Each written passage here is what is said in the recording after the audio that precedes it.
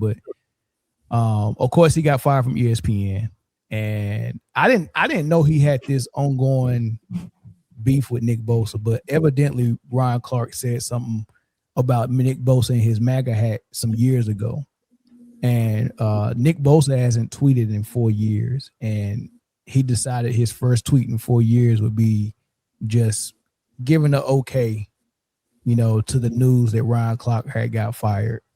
And a lot of people took notice to it. Emmanuel Acho said Nick Bosa's first tweet in 4 years is co-signing Ryan Clark's firing. I never seen this many people celebrate a man's demise in sports media. It's sad. And he wasn't the only one. Travis from Outkick the coverage. He had some stuff to say about it and all of that. And then Ryan Clark, he went to the Pivot podcast and had a conversation about it. He was in tears and he said that, he was too black for ESPN and all this stuff, man. But I'm gonna play you one clip and then I want to get y'all thoughts on it. This was a dictatorship. A person or a group of persons, very small group. They didn't poll the majority. Yeah. They didn't ask that question. Because you asked that question, now you got to say, even though you told me just how important he was, I don't care. I don't care. I know how important you think he is, and you work with him every day.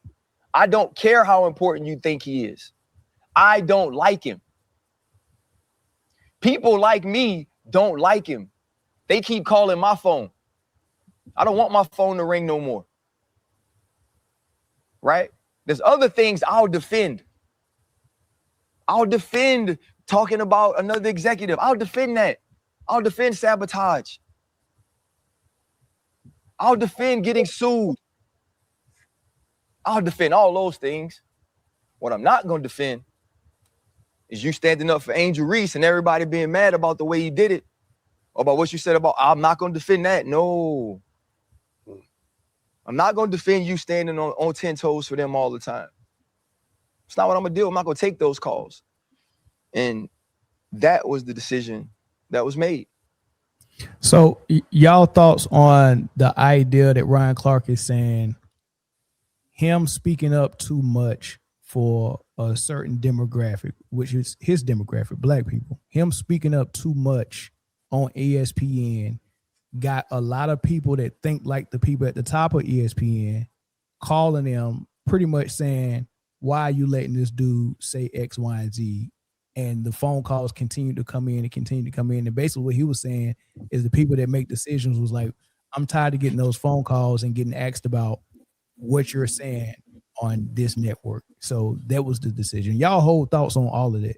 So first thing, I can never take anybody that's played in like 10 games in the last 4 years. I can never take them serious with anything. I don't care if it's the first tweet he's had in 4 years. I don't care. I don't take nothing serious that Nick Bosa say. Who cares? Because it's Nick Bosa. What has he done?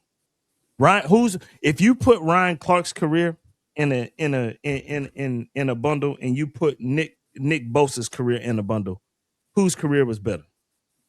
I don't know. No, hands down, Ryan Clark. Ryan Clark is a borderline Hall of Famer. Yeah. Okay. Yeah, he was that dude up there. Nick Bosa is just some dude that be walking around with a MAGA hat. Don't nobody give a fuck what they got to say. Who cares? Right? But the thing is, though, with this, and I'm going to be super quick with what I got to say, you can't have a person, if you are going to put Caitlin Clark on this big-ass pedestal, somebody on our network can't support Angel Reese. I'm sorry. You understand what I'm saying? Now, am I saying that it's right? Hell no. Because you, just as much as you have the right to defend Caitlin Clark or Sophie Cunningham, and they, as soon as they realize Sophie Cunningham like BBC, then it'll be a whole different.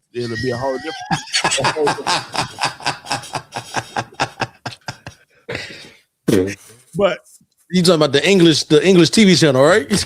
Yeah. Network, yeah. As soon as they realize that that's how she rolled, like that whole conversation to be out the window too. But you can't. It doesn't fit the narrative. You understand what I'm saying? But if the phone calls, especially from that particular group of people, Like if you don't see their way, they gonna call, they gonna nag, they gonna do everything that they possibly can, right? In order to get something like this to happen, right? And if ESPN wants to be a part of that and wants to collapse under that type of pressure, then fuck ESPN too. Yeah, that's pretty much what they was doing. But you're right. The British Broadcasting Corporation is something that's really infiltrating a lot of these players that they're propping up, like Sophie Cunningham and Caitlin Clark, and they just don't understand. They just don't know it. I don't know if y'all seen how Obama had Caitlin Clark melting the other day, but they all like the British Broadcasting Corporation. So when they find that out, boy, they gonna be really pissed off. I mean, all they gotta do is Google her boyfriend and see who it is. He is a member of the British Broadcasting Network, a corporation. Excuse me. Yeah. DJ, your thoughts?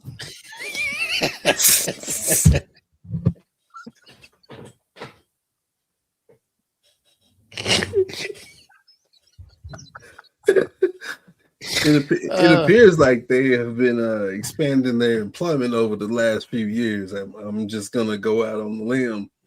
Let's just say that they're becoming more popular these days, I guess. Yeah, they're expanding their palette. Yeah, right. Yeah, getting more to tune in, huh? Mm-hmm. Yeah. And tune us. Man, the Ryan Clark thing, it's unfortunate, right? Especially with the whole bit behind him getting fired on air. That was tacky as hell. Now that wait, hold on, he got fired on air? Oh, yes. You ain't know? He was on. Yeah, man, it was filming live. They went to a commercial break, and Ryan didn't come back off commercial break. That's unacceptable. And they say that they just wanted to try to get ahead of social media. Yeah, they said we had to do it before he found out from social media. How he gonna find out from social media on set? He on air.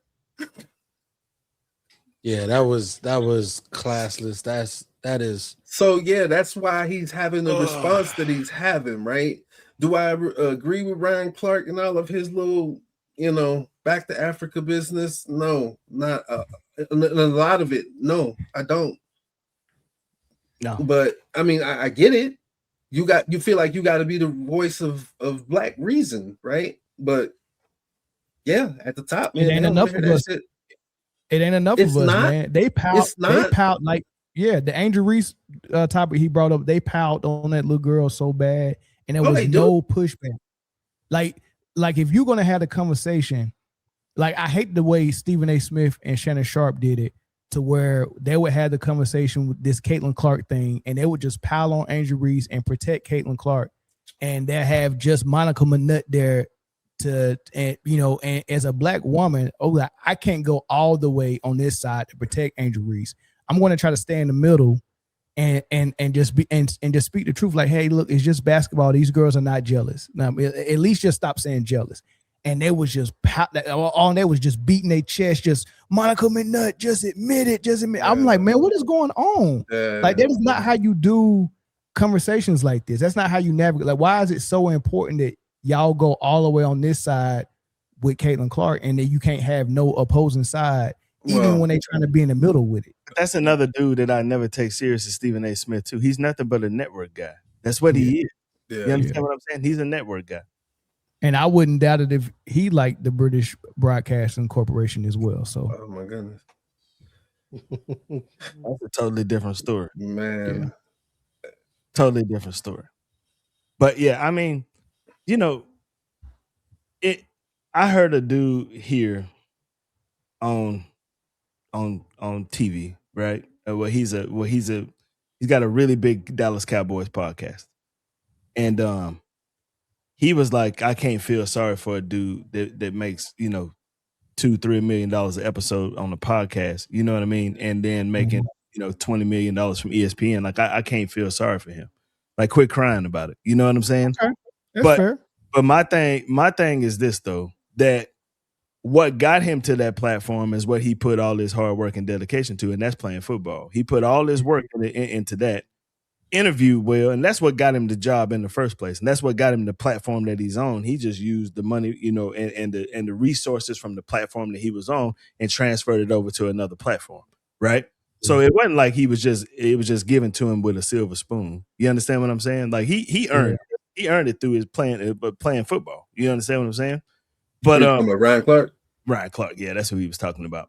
So he caught a lot of backlash from that too. Like, nah, I can't agree with you on this one. But the way ESPN handled it, right, is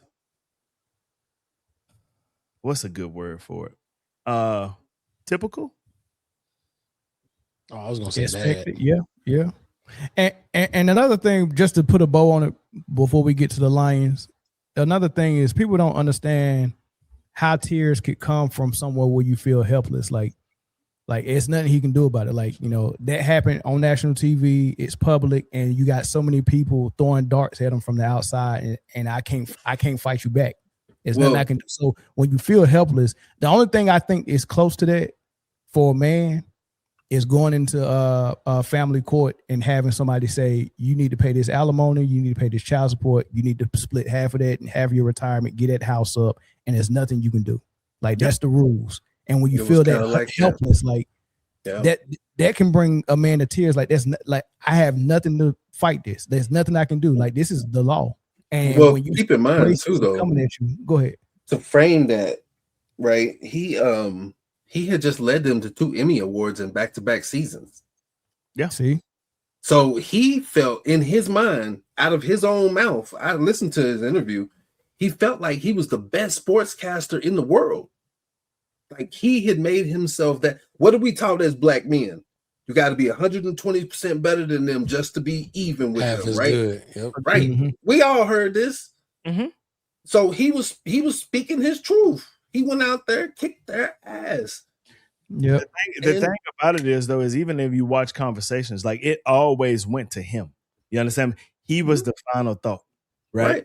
He let everybody talk, and then Ryan Clark is how they close the show, because Ryan Clark, most of the time, like, his view on things was more insightful. It was definitely more insightful, for sure. But now you lose that as a network, right?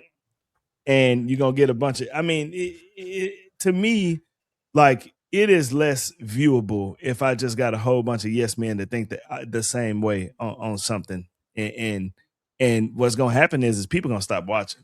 Yeah. A whole bunch of yes men, or a whole bunch of dudes that give the other side of the argument just for sport. Like, I don't, like, you could tell Ryan Clark really believed what he was saying. Oh yeah. Now Stephen A. or somebody like that, they can give the other side just for sport. Like Emmanuel Acho do that a lot. I give the other side just for the back and forth, just for sport, but I don't believe none of this. Yeah. You know what I mean? It was different for Clark. You ain't getting that for Clark. Even Stephen A. would have told you. I mean, and it was another interview that Stephen A. was doing with Cam, where I guess he had went on Cam's show, the little cigar, little business. Yeah. But they were sitting there smoking cigars, and Stephen A. is like, man, the realest dude in sports media is Ryan Clark. Yeah. He believes this with his soul.